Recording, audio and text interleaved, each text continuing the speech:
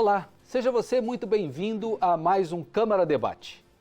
Em tempo de rápidas e intensas mudanças nos padrões de clima, é preciso preparar as futuras gerações para enfrentar os desafios ambientais.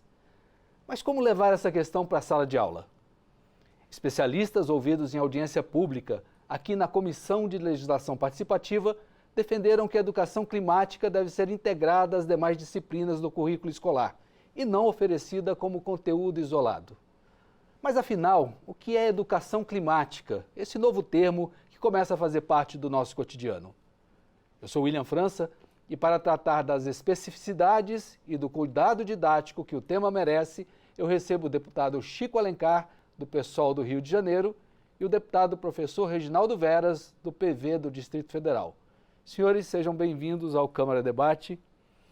Eu vou começar com o senhor, deputado Chico, uma rápida colocação para o nosso telespectador da sua biografia. O senhor é professor, mestre em educação, e aqui na Câmara atualmente é titular da Comissão de Educação e o segundo vice-presidente da Comissão da Amazônia e dos Povos Originários.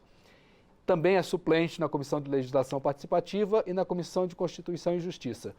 E foi uma junção da legislação participativa e da educação que o senhor, como autor, requereu essa audiência que eu tratei agora no começo, que era para ver como levar esse conteúdo da educação climática para a sala de aula.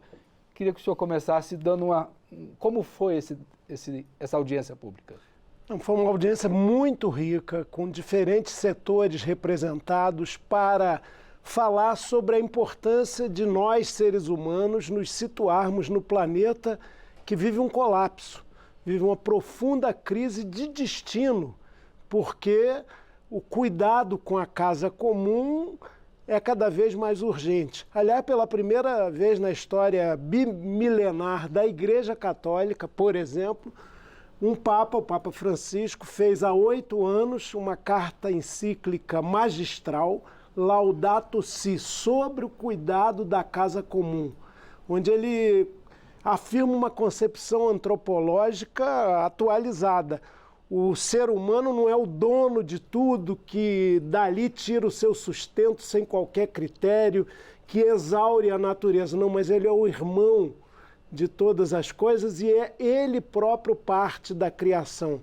Aliás, no último dia de São Francisco de Assis, 4 de outubro, o Papa reiterou, lançou uma exortação apostólica chamada Laudate Deum, onde ele reafirma com muita preocupação os princípios de salvação do planeta. Então é claro que desde a mais tenra idade, quem está no ambiente de educação, quem está no ambiente pedagógico, tem que começar a entender isso e se entender como irmão de tudo que pulsa, de tudo que floresce, de tudo que voa, de tudo que tem patas, asas, raízes, de tudo que ainda consegue sobreviver nesse planeta. Então a gente tem que ter muito essa consciência ecológica. Na verdade, educação climática é educação ambiental e é, de fato, transversal. Qualquer disciplina, qualquer que seja, tem que ter essa dimensão do cuidado, a partir do cuidado com o semelhante, né, que é o maior bem ambiental que a gente tem, o outro, a outra. Muito bem. Agora, conversar com o professor Reginaldo Veras, do PV do Distrito Federal. O senhor é professor também, graduado em Geografia pela Universidade de Brasília, especializado em ecoturismo e educação ambiental. O senhor integrou os quadros da Secretaria de Educação aqui do Distrito Federal por 10 anos e é titular da Comissão de Educação. E eu queria perguntar para o professor, o que é, afinal, educação climática?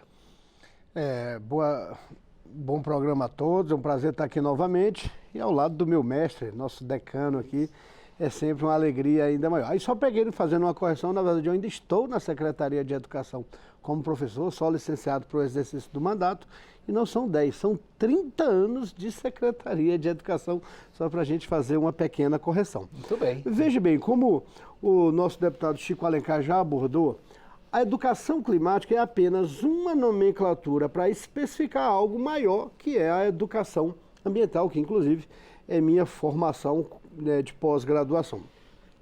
E a educação, o nome já diz, né? Eu tenho que educar, eu tenho que conscientizar a sociedade para uma determinada temática. No caso aqui, educação climática. A gente que já está mais velho, a gente que já passou um bocadinho, a gente ainda tem capacidade de aprender naturalmente.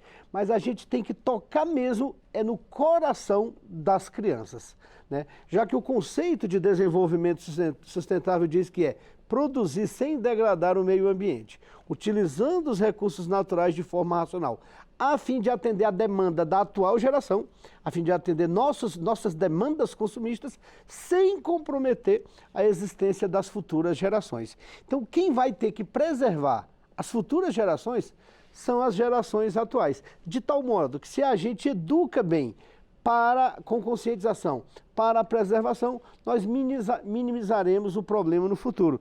E veja que na prática nós passamos muito bem isso. Eu que sou professor de geografia e trabalho muito essa temática, até a década de 90, eu me formei em 1990 no ensino médio, e se tratava a questão ambiental ainda de forma muito rala, muito superficial. Até porque essa temática só começou a tomar corpo a partir ali da Conferência de Estocolmo, em 1972, e deu aquela propulsão mesmo com a Eco Rio 92, lá da cidade do Chico Alencar. Então, o conceito de desenvolvimento sustentável, o início da preocupação climática, ela se dá mesmo com a Conferência Mundial das Nações Unidas para o Meio Ambiente em 92. E a partir dali a gente começa a trabalhar essa temática da educação ambiental e agora, mais precisamente, depois das conferências das partes, depois do Protocolo de Quioto, depois da Rio, do Protocolo de Paris, é que a questão climática ela bate mais diretamente na nossa cara. Não só no dia a dia, vendo uma seca absurda na Amazônia, jamais vista, com um excesso de chuva no Rio Grande do Sul. Então isso mostra, esses extremos climáticos mostram que isso nos impacta no dia a dia e tem um impacto mais complexo ainda na questão econômica. Isso de curto prazo. A longo prazo, o cenário ainda será pior. Ou seja, nada melhor do que educar as crianças para que o futuro fique mais preservado. Aí me permita, a mesma encíclica que o deputado Chico Alencar nos trouxe aqui, que o Papa Francisco é realmente um fenômeno, ele diz, né, que ele faz uma síntese dessa questão que é assustadora. E ele diz, quando o homem destrói a natureza, ele destrói a si mesmo. Quando o homem destrói a si mesmo, ele destrói a maior criação de Deus, o homem, que foi feito à sua imagem e semelhança. Logo, quando o homem destrói a natureza e destrói a si mesmo, ele destrói o próprio Deus, né? Então é uma forma de tocar não a mente, mas de tocar o coração e o espírito das pessoas, e isso o Papa Francisco sabe fazer melhor do que qualquer um. Muito bem, Luiz, por favor. Até nesse diálogo, né, é muito importante, Reginaldo tem a vivência, tem a experiência, está mais perto da sala de aula do que eu, que sou um professor da UFRJ, já aposentado. Ainda estou fazendo doutorado a essa altura da vida, porque estudar é para o tempo inteiro de existência, mas é importante a gente ter a consciência dos vários R's em relação à nossa casa comum, que é o planeta Terra. Reduzir as emissões de gases tóxicos, o produtivismo ganancioso, a ideia do lucro, reciclar, reaproveitar, não descartar sem critério, inclusive o lixo, que a gente muitas vezes não separa nem em casa. Reutilizar é absolutamente fundamental, o reuso da água é decisivo. Redistribuir, porque também nesse contexto de crise ambiental, de colapso climático, a gente vê cada vez mais forte no mundo uma concentração de renda. Uns esbanjam, jogam fora o que lhes sobra, outros não têm nada, nem o que comer. E finalmente renovar, quer dizer, nós temos que buscar novas fontes de matrizes energéticas, porque a do carbono vai se esgotar, da energia fóssil, do petróleo. A Petrobras, que está sendo revitalizada agora, em boa hora, ela tem um departamento, Miguel Rosseto, velho amigo, já dirigiu esse departamento em outros tempos, que é exatamente de estudo, pesquisa e implementação de energias renováveis. Então a gente tem que mudar o padrão energético do mundo. Leva tempo, dá trabalho, talvez não permita a grandes empresas privadas auferirem grandes lucros, mas é algo essencial para a nossa sobrevivência. O senhor citou aí dos 5 R's, um deles o reciclar, e os senhores ambos assinam uma petição para criar aqui na casa a Frente Parlamentar dos Recicladores do Brasil, porque, na opinião dos senhores, reciclar é importante para conter esses avanços, essas mudanças climáticas, não é isso, professor? É isso, assim, porque quando a gente trabalha a temática ambiental, a temática climática, não pode, ela está inserida não só na questão estritamente ambiental, ela não se dissocia da questão social. Tanto que a desigualdade ambiental é outro tema que está ganhando corpo agora. Recentemente até publicaram uma foto interessante para pegar aqui a realidade geográfica do Distrito Federal, foto aérea, no mesmo quadrante, o Lago Sul, que tem um dos maiores IDHs do planeta Terra, e o Sol Nascente, que é a periferia da periferia aqui do Distrito Federal e tudo mais, né? Classificada aí como a maior favela do Brasil. E o que distinguia as duas imagens? Uma tinha um aspecto esverdeado, naturalmente, por causa da vegetação, do gramado. O outro tinha um aspecto marrom. São fotos coloridas, mas uma, né, trazia verde, a outra trazia marrom, dentro dessa desigualdade ambiental. Então veja que nós não podemos dissociar a questão ambiental da questão social. E aí o trabalho das cooperativas de recicladores, ele é fundamental. Vamos pegar o exemplo, por exemplo, da latinha de alumínio. O Brasil é recordista do planeta em reciclagem de latinha de alumínio. Mas é porque a gente tem a consciência ambiental que tem que reciclar? Não necessariamente. É porque, fruto das desigualdades sociais, isso acabou virando uma fonte de renda para muitos coletivos, para muitas comunidades, para muitas cooperativas em todo o Brasil. Menos mal, a gente acaba gerando renda para determinados grupos e também preservando o meio ambiente. Por isso que a gente assina, por isso que a gente defende, por isso que, na medida do possível, a gente coloca recursos por meio de emendas para fortalecer o importante trabalho que essas cooperativas exercem. E nós ainda estamos engatinhando nessa questão quando comparado a outros países. Muito bem. Até para complementar o que o deputado Reginaldo disse, eu tenho uma experiência concreta. Eu, no Rio de Janeiro, sempre morei, pela topografia e pela minha condição social, eu sou de origem de uma classe média, urbana, filho de servidores públicos, de baixo ou médio escalão, sempre morei perto de comunidades pobres. Nasci na franja do Morro do Trapicheiro, depois vivi pertinho do Salgueiro, depois Borel, depois Formiga, agora já há um quarto século juntinho do Morro da Coroa. E o que eu tenho percebido, eu sempre separo o meu lixo doméstico, né? Separo, boto numa sacola o papelão, a eventual latinha de alumínio, material reciclável, e no outro lixo orgânico.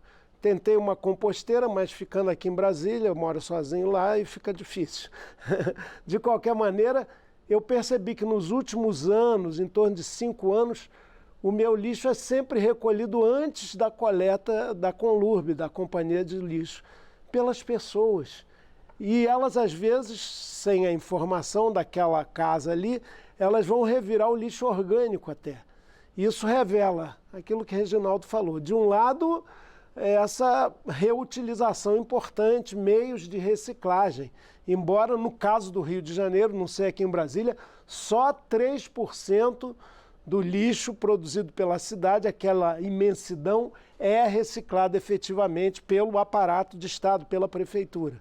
Então 97% vai embolado ali, às vezes para no fundo da Baía de Guanabara.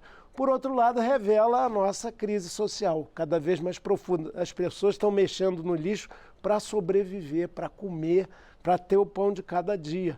Então, é um desafio tremendo. Eu queria, voltando agora para o nosso tema principal da educação climática, quando que uma criança deve ser apresentada a esse universo dessas mudanças? Já desde pequena, a uma idade correta? Vocês têm uma opinião sobre isso? Eu tenho... Olha... A questão mais fácil que qualquer criança entende é a questão ambiental. Claro que quem educa sabe o nível cognitivo e como apresentar a temática para a criança, de acordo com sua capacidade de entendimento. Mas eu afirmo a você, é uma questão fascinante, muito interessante, que desperta aquilo que é essencial às nossas crianças e que algumas escolas de má educação inibem, que é a curiosidade. Eu tenho meus netinhos já, né? Impressionante como eles gostam de desenhar, de olhar, de perceber, de ver, de indagar, os que já indagam, sobre os bichinhos, as plantas, sobre a natureza, sobre tudo que nos envolve, como funcionam as coisas.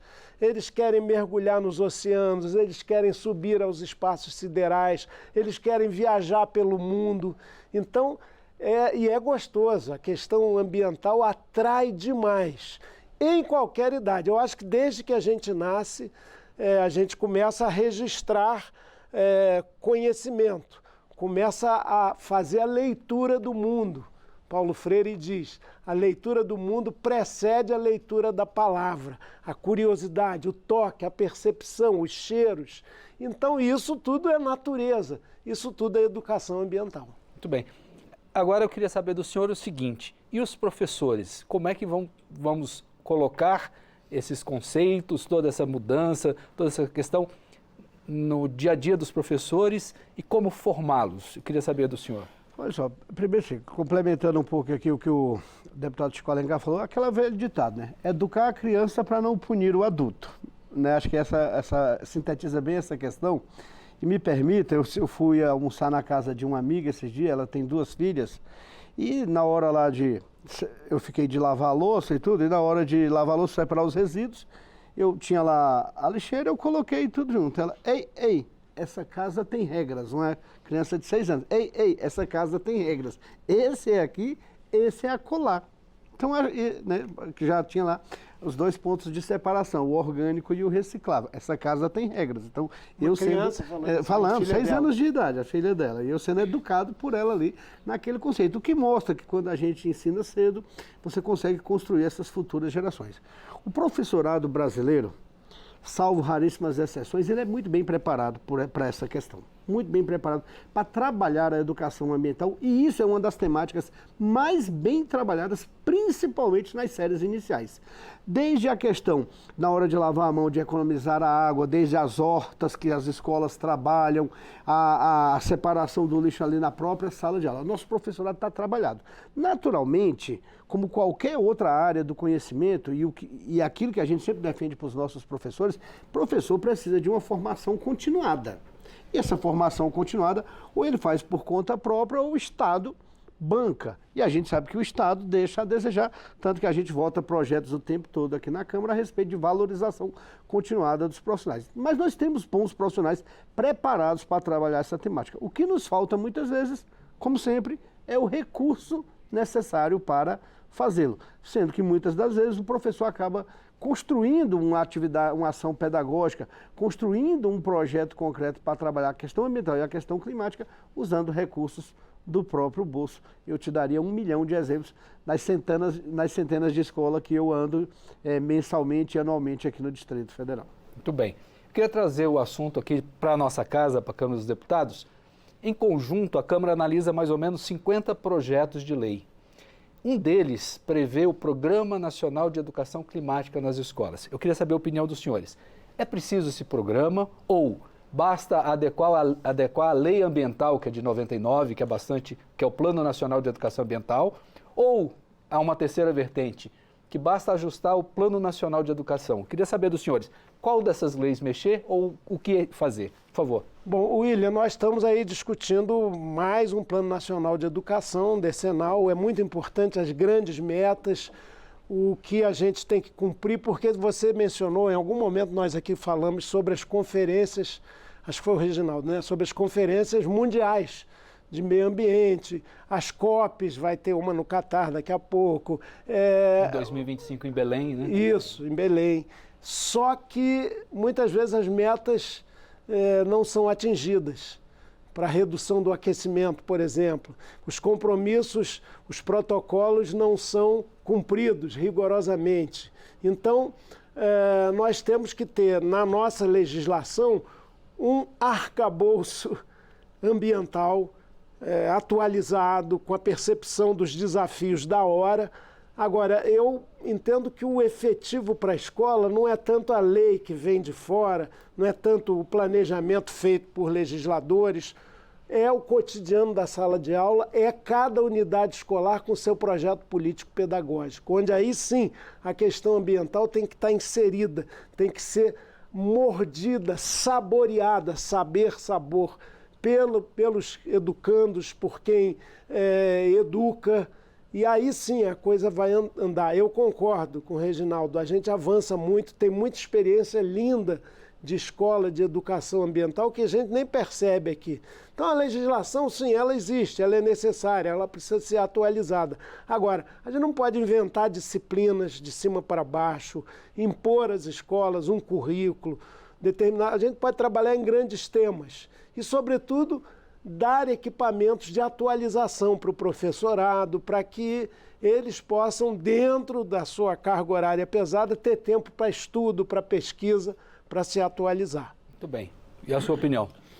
A temática climática dentro da temática ambiental é um tema transversal. Não há necessidade de uma lei específica para tratar disso, não há necessidade de um programa específico para tratar disso. O que é necessário é disponibilizar recursos para que os professores, já muito bem formados, coloquem em prática seus projetos pedagógicos que trabalhem essa questão, que leve à conscientização dos nossos estudantes. Muito bem. Eu gostaria de lembrar aqui um exemplo aqui da jovem Greta Thunberg, né? E de um conjunto de estudantes agora portugueses, seis adolescentes, que entraram com um processo contra a União Europeia, exigindo que os 32 países da União Europeia respondam às exigências climáticas e tomem providências. Eles não querem indenização, mas eles querem providências. Os senhores caminham para que a gente tenha no Brasil jovens como esses que questionam e que tomem atitudes? Eu queria saber a opinião dos senhores, começando pelo deputado.